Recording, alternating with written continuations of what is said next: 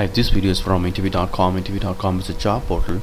In this video, I'm going to talk about Spring Framework Bean Scope Prototype. What is Bean Scope Prototype? So whenever you ask the Spring container for a bean of type prototype, it will always give you a newly created instance. Okay, there are two types, singleton and prototype. So singleton, it will always give you the same object, but whereas prototype, it will always create a new object and it will give you. Okay, so in Spring Framework, bean scope is used to decide which type of bean instance should be returned from Spring container back to the column. There are 5 types of bean scope supported. Singleton, always return the same instance. Prototype, always return a new instance. Request, per HTTP request. Session, single bean instance per HTTP session.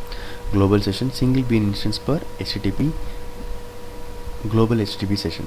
These 3 are only applicable for web-aware application context.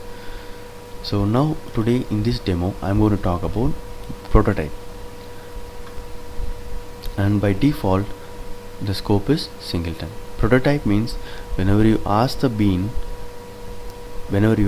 Spring container, it will give you it will create a new instance and it will give you the bean instance. Okay, so how can I mention the prototype? So I'm opening the Spring configuration files, Spring Bean configuration file. So in this configuration file, I have a customer ID with ID, and this is a class which is going to create the object. Spring container will use this class to create the object, and there is an attribute called scope prototype you have to mention here. So this indicates to the Spring container that this bean is a prototype bean. Okay, that means Spring container will always create a new instance. So these are the 2 properties it will set and it will give you. So this is the bean. I've kept a breakpoint in the constructor so that we will understand whenever I call the container to give me the bean, it will give me a new instance. Okay, so I'm using a class path application context to load my XML file, and after that I'm calling the Spring container to give me the bean, and here this step I'm trying to update that object. Okay, then second time I'm trying to call the get bean. The point here is, second time if I ask the Spring container to return a bean, it will always create a new instance and it will give me a new instance here. So whatever you updated, that is for this object. Okay, so let's debug and check how exactly it works.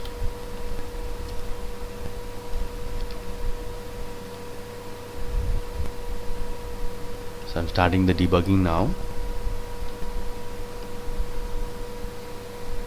So I am creating the constructor. If you see that the constructor, I'm creating the bean. While creating the bean, the constructor is called, you can see that. Then I'm printing details. I'm trying to update the customer name to ensure that we are not getting the old instance. So again I'm calling the get bean method from the container. So I'm asking the container, can you give me an instance of customer bean? So it will not give me the old instance, it will create a new instance. The proof is it called the constructor. Okay, now I got the new instance. How do I know? You can see here, Sam David. Okay, even I updated here, it will never get updated with the new customer name. It will always give me the old name.